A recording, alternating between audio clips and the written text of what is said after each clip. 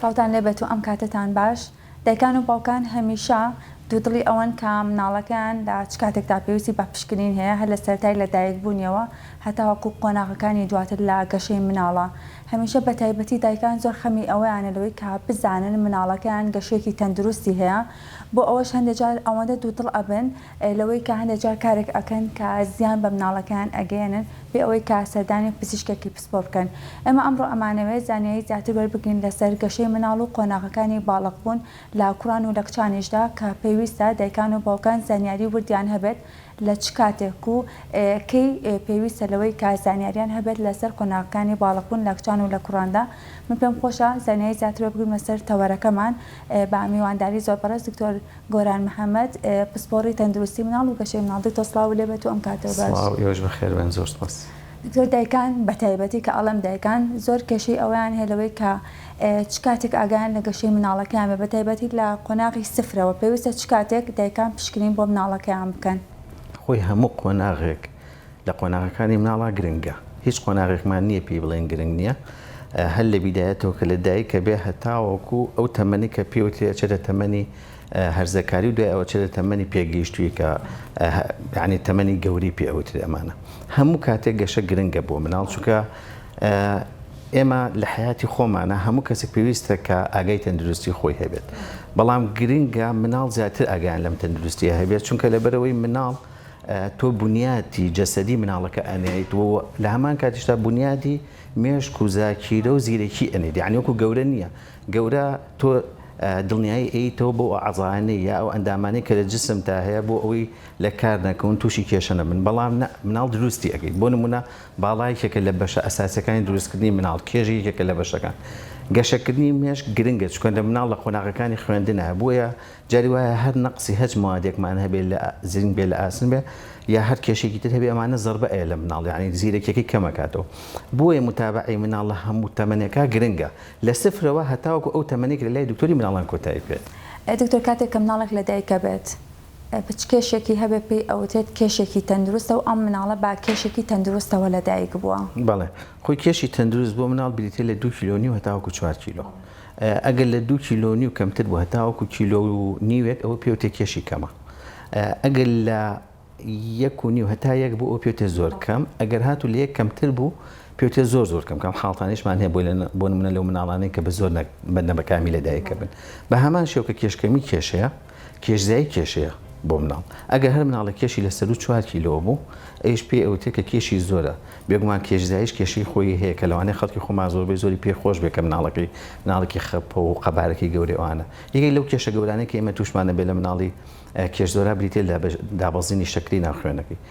بۆیە ضرورە کە ئاگاداری ئەوەش بن کە کێش زۆریش شتێکی باش نییە. زۆر باشە. ئەو پشکنینانەی کە پێویستە بۆ مناڵێکە تازە لە دایکە بێت بۆی ئەنجام بدرێت کوامانن کە زەڕوو لە دوای لە دایک بوونەوە ئەم جۆرە پشکنینانەی بۆ بکرێت بۆ هەموو مناڵێک. خۆی ئێمە سکیجوڵێکمان هەیە، یا بڵین بەرنامەیەکمان هەیە بۆ بینینی مناڵ لە بیدایەتی لە دایک بوونەوە کە لە دایکە بێ. هەموو مناڵێکە لە دایکە بێ ئەبێ لە هەفتەی یەکەمە دکتۆری مناڵان ببینێ. پاش هەفتەی یەکەمە بێ لە یەکەم مانگە ببینێ، ئینجا 2 مانگ، اینجا 3 مانگ، دوای ئەوە هەموو 3 مانگ جاری هەتا گاتە ساڵێک، یعنی لە 6 مانگی و 9 مانگی و 12 مانگی بینێ. لە دوای ئەوە هەتاوەکو چێتە مەکتەب ئەبێ هەموو ساڵێک 2 جار 6 مانگ جارێک ببینێتەوە. دوای ئەوەی کە چووە مەکتەب هەموو ساڵێک جارێک ببینێ. بێگومان ساڵە جارێکش بۆ ئێمەش ئەگرێتەوە کە ئێمە گەورە بووین، ئێمەش پێویستە ساڵانە جارێک خۆمان پیشانی دکتۆری خاص بین بۆی بمابین بزانین هەچ کێشێکمانێ. وەکو فەحس بێت بڵێم وەڵام فەحسێکی زۆر زەڕور هەیە، لەوانەیە شتێکی وامان پێ نەبێت، بەڵام ئەوەی کە دکتۆری مناڵان دەبینێ و فەحسی سەریری ئەوەی کە لەسەر مێزەکە پاڵتەخا و فەحسێکە و کێشیەکە و قیاسی سەری وەرەگرێ و درێژی وەرەگرێ و دوای ئەوەی گوێ لە دڵی ئەگرێ و فەحسی جومگەکانیەکە بۆی بزانێ ئایا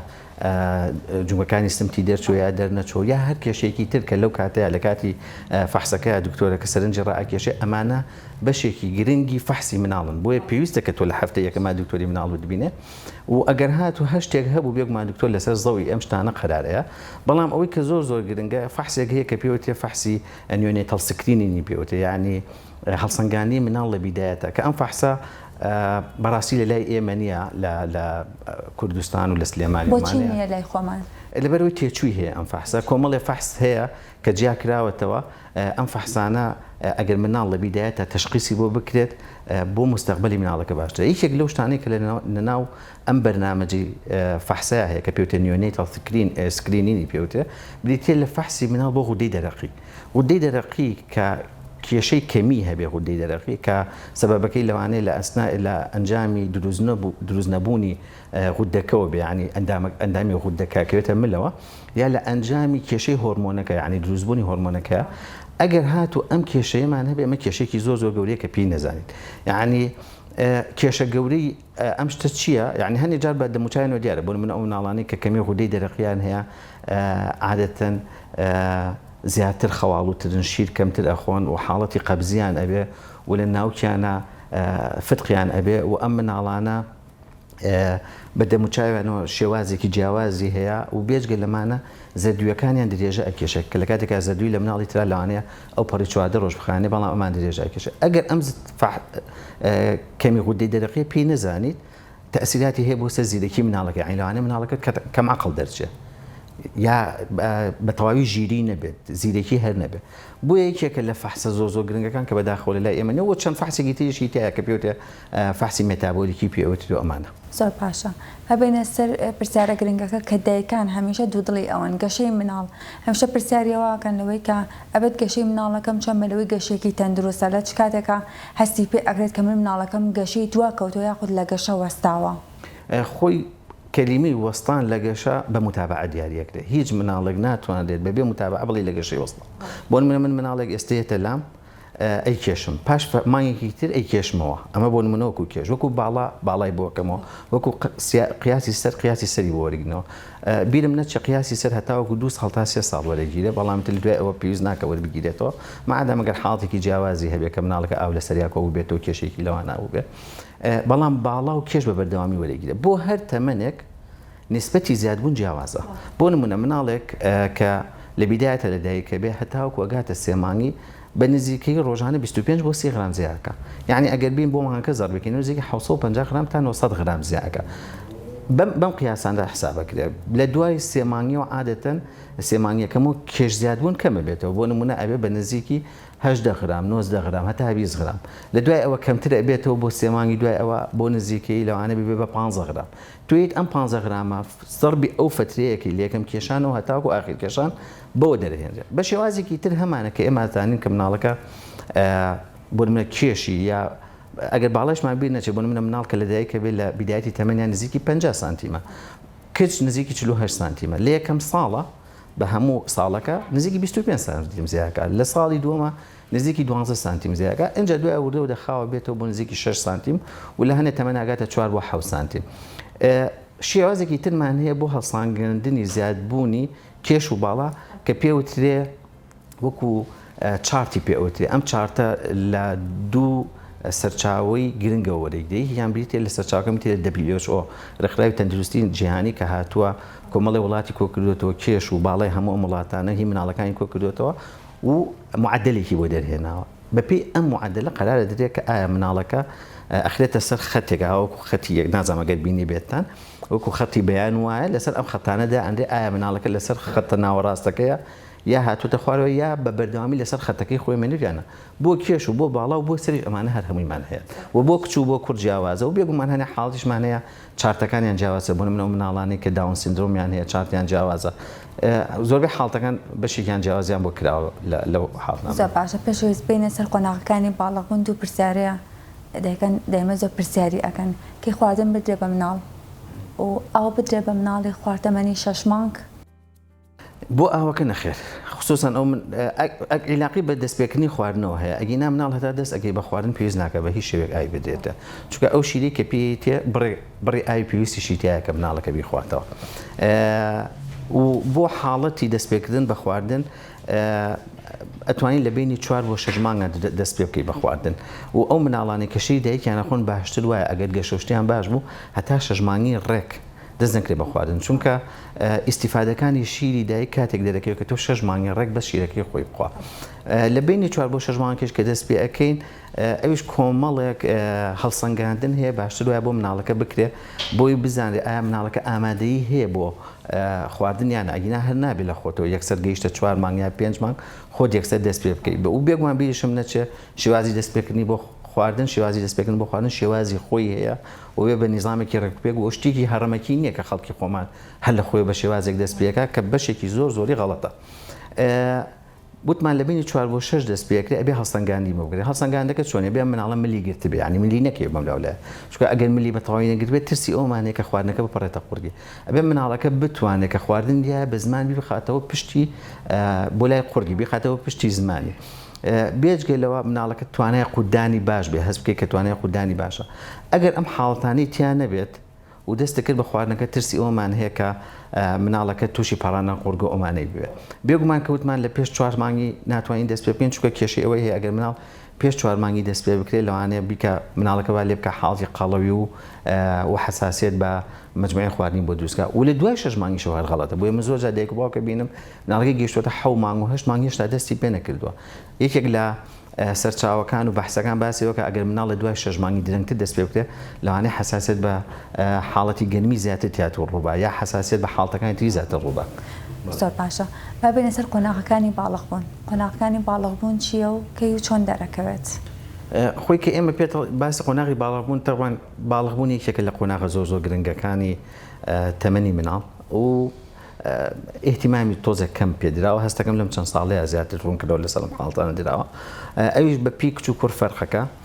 عادەتەن کچ لە 8 ساڵی و دەست پێکە یعنی ئەگەر هات و باڵغبوون لە کچە لە پێش 8 ساڵی و دەستی پێکرد کەواتە پێوتێ باڵغبوونی پێشوەختە و لە کوڕیشە لە 9 ساڵیەوە دەست پێکە ئەگەر هات و پێش 9 ساڵی ڕوویا بوو ئەیش پێوتێ پێشوەختە بە هەمان گرنگە کە پێشوەختە باڵغبوون گرنگە دواکەوتنی باڵغبوونیش هەر گرنگە بۆیە دواکەوتنی باڵغبوون لە کچا کاتی حسابەکری ئەگەر تەمەنی گەشت بێتە دوای 13 ساڵ و معنایەکی تر ئەگەر هات و کچ هەتا تەمەنی 16 ساڵی سۆری مانگانی بۆ نەهات بۆ ئەوش پێوتێ باڵغبوونی دواکەوتووە و لە کوڕیشە ئەگەر هات و باڵغبوونی کەوتە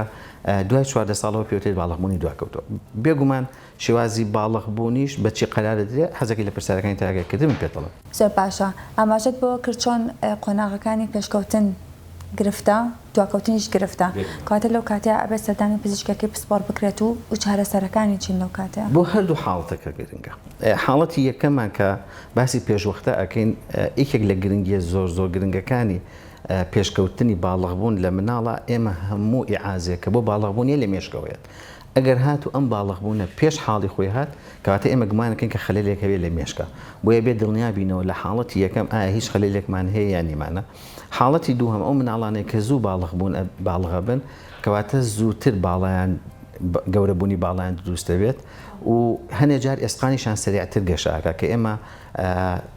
باڵای خۆمان لەسەر ئەساسی ئێسقان دروست دەبێت گەشەکردنی ئێسقان ئەجا باڵامان زیاکە بۆی ئەگەر ئاتۆم شتانە ڕووبە لەوانەیە مناڵەکە نەگاتە ئەو باڵایی کە ئێمە طموحمانەیە ئەو باڵایی کە ئێمە مەبەستمانە بۆیە بۆ ئەم دوو حاڵەتە گرنگە و بێگومان هەنێ فاکتەری تریش هەیە کە هەروواکە باڵغبوونی پێشوەختە بکات بۆ نمونەیەکێک لەوانە بریتێ لە کێشەکانی غودەی دەرەقی کە غودەی دەرەقی ئایا بە زیادبوون یا بە کەمبوو بێ کێشەی گەورەمان بۆ دروستەکە و باڵغبوون دواکەوتنی باڵغبوونیش هەمان کێشەمان هەیە بۆ نمونەوە مناڵانەی کە دواکەوتنی باڵغبوونیان هەیە لەوانەیە هەر خەلەی لە مێشکیان هەبێ ئیعاز نەهات بێ بۆیە باڵغ نابن و بێگومان ئەو بەشێکی گرنگی باڵغبوون وەکو باسمان کرد بریتێ زیادبوونی باڵە کەواتە ئەو کەسانی کە درەنگ باڵغە بوون درەنگیش باڵا ئەکەن کە ئەمەش گرفتێکی هەم دیسانەوە سۆشیال یعنی لەناو مجتەمەع بۆی دروستەکە و بێگومان هەموو کەسێکی لە تەمەنێکە حەزەکە باڵغ بێتەوە لە نەفسیەتی مناڵەکە خۆیان هەیە زۆر باش نیشانەکانی باڵغبوون لە کچان و لە کوڕانیشە بێگومان کە ئێمە باسی باڵغبوونەکەین ئێمە دوو شێوازی باڵغبوونمان هەیە باڵغبوونێکمان هەیە پێوتێ باڵغبوونی ڕێکوپێک باڵغبوونێکی ترمان هەیە پێوتێ باڵغبوونی ناڕێکوپێک یا پێشوتێت جۆزدە باڵغبوون فەرقی ئەم دوانە چیە دایم باڵغبوونی ڕێکوپێک ئەبێ هەموو باڵغبوونی بە باڵغبوونی ڕێکوپێکا دەست پێ بکە نەک بە درۆست نەباڵغبوون دروست بکە. باڵغبوونی ڕاستی یا ڕێکوپێک ئەوەیە کە لە کچە ئەبێ بە گەورەبوونی سڵنگی دەست پێ بکە، پاشان توگ لە بنباڵی و لەگەڵ توگ لە ناو لەشیا دروست دەبێ. و لە کوڕە باڵغبوونە ڕێکوپێکەکە بریتێ لەوەی کە گونی گەورە ببێت کە ئەویش بە شتێکە کرێک وەکو تەزویح وایە لای ئێمە پێوتێ ئۆرکیلۆمیتەر، یعنی جیهازی پێوانی یا ئامێری پێوانی گونەکانی پێ ئەوترێ کە حەجمی لەسەردانراوە و لەگەڵ دروستبوونی توگ لە بنباڵ و لەگەڵ توگ لە چواردەوری گونی و ئەو مەنتیقانەیە دروست ببێ. بێگومان لە کچاوتمانە بێت لە سڵنگا دروست بێ، لە کوڕیشا بێت لە گونەوە دروست بێ. ئەگەر هاتوو پێش دروست گەورەبوونی ئەم دوو شوێنە توگ لە شوێنی تر ڕوویە، ئەمە پێوتێ دروست نەباڵغبوون کە ئەمە هەڵسەنگاندنەکانی قورستر دەبێ بۆ ئێمە، ئەبێ بە دوای زۆر شوێن نابڕۆین هەتاکو سەرچاوەکەی ئەدۆزینەوە، ئەو کاتە توانین قەرار بین کە سەرچاوەکەی کوێ. زۆر باشە. تا چەند گرنگە دایکان و باوکان ئاستی هۆشیاریان ئەوە بەرز بەلەوەی کە زانیاری وردیان هەبێت لەسەر قۆناغەکانی باڵغبوون، نیشانەکانی باڵغبوون، بۆی کاتێک کە زانیان ئەمانە دوا کەوتون یاخود پێش کەوتووە بتوانن بە زووی چارەسەری بکەن. تۆ زانیاری بۆ هەموو کاتێک گرنگە، خصوصن بۆ باڵغبوون کە ئێمە باسمان وتمان دوو فاکتەری زۆر گرنگ هەیە لە مۆزوعی باڵغبوونە. فاکتەرە گرنگەکە بریتێ لەوەی ئایا خەلەلمان هەیە لە مێشکایانە. تۆ خوا نەخواستە ئەگەر هاتوو خەلەلێکە بێت لە مێشکا بۆ باڵغبوونە دەستی پێکرد بێت بە دوایانە ڕۆشت بێت لەوانەیە گرفتی گەورەتر بۆ دروستکە. و حاڵەتی دووەم بریتێ لە مۆزوعی باڵا. بەڕاستی مۆزوعی باڵا ئێستا یەکێکە لە مۆزوع زۆر گرنگەکان کە سەردەمی جوانکاریە و خەڵکێکی زۆر گرنگی پێ. بۆی ئەمانە بەڕای من فاکتەرن و بێجگەلەوەی سەبەبی تر هەیە و کووتمان کەمی غودەی دەرەقی و ئەگەر هاتوو درۆزنە باڵغبوون هەبوو کێشەی ترمان هەبێ. بۆ نمونە لە کچە لەوانەیە لە ئەنجامی کێشە لە هێلکەدانیەوە بێ، لە ئەنجامی لە کێشە لە هۆرمۆنێکمان هەیە لەسەر گورچیلە، لە ئەنجامی ئەوە دروست بێ، یا لە کوڕە لەوانەیە کێشە هەبێت لە گونیا بۆی ئەو کێشانە هەبێ و چەند کێشێکی تریش کە تەفاسیلی زیاترێ بێ. وەکو کۆتا پرسیارم دڵنیام کە زۆر گرنگە شیری دایک یاخود شیری قوتوو بۆ مناڵ. بێگومان شیری دایک چونکە لەبەرەوەی ئەو ئیسیفادانی کە لە شیری دایکە بینرێت لە شیری قوتوویان نابینرێت. یعنی هەر ئیسیفادەکان بەسەرعی پێت بڵم گرنگترین ئیسیفادەی بریتێ لەوەی کام شیرە گەرمە و هەموو کاتێک حازرە و تێچووی کەمە و مەناعی زیادە بە مناڵەکەت و کێشی مناڵەکەت لە کێشێکی طبیعیە هێڵێتەوە کە نایڵێ بۆ مستقبل تووشی شەکری جۆری دوو بێ و مناڵەکەت کەمتر تووشی گرفتی ڕیخۆڵا بێت لە شێوازی سکچون و کەمتر تووشی التیاباتە بێ بە تایبەتی التیاباتی گوێ. بۆیە قازانجی ئیسیفادەکانی شیری دایک لە هەموو کاتێکە لەسەر و شیری قوتووەیە. بەڵام شیری قوتوش بەدیلێکی خراپ نییە ئەگەر هاتوو شیری دایک نەیتوانی پێداویستەکانی مناڵەکەت بۆ دروست بکە. زۆر سپاس بۆ زانیاریەکانی. هیوادارم هەموو دایکان و باوکان توانی بە چەند سوودۆ زانیاریانە وەربگرن. زۆر سپاس. هیوای تەندروستێکی باش بۆ هەمووان نەخوازیین، هیوای تەندروستێکی باش بە تایبەتی بۆ مناڵان نەخوازیین و زۆر سپاس بۆ ئێوەش کە تاکو ئێستا بینەرمان بوون.